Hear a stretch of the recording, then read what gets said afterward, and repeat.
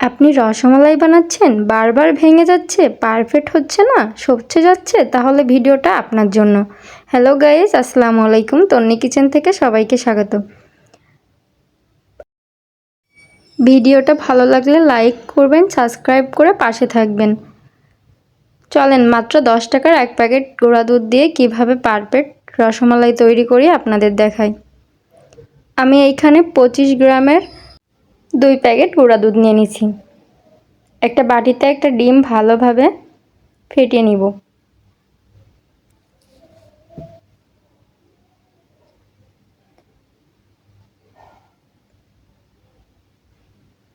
প্লেটের ভিতরে গুঁড়া দুধটা নিয়ে নিব।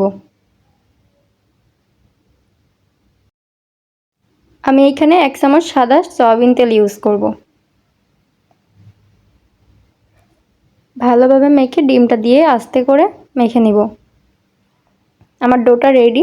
এখন মিষ্টি আকারে শেপ দিয়ে নিব। সবগুলো মিষ্টি তৈরি হয়ে গেছে। এখন চুলায় একটা কড়াই বসাই দিব। কড়াইতে দুধ দিয়ে দিব লিকুইড।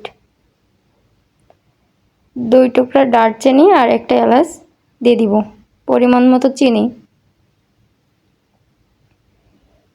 দুধটা ফুটে আসলে এই পর্যায়ে আমি মিষ্টিগুলো দিয়ে দিব। ঢাকনা দিয়ে ভালোভাবে ঢেকে দিব।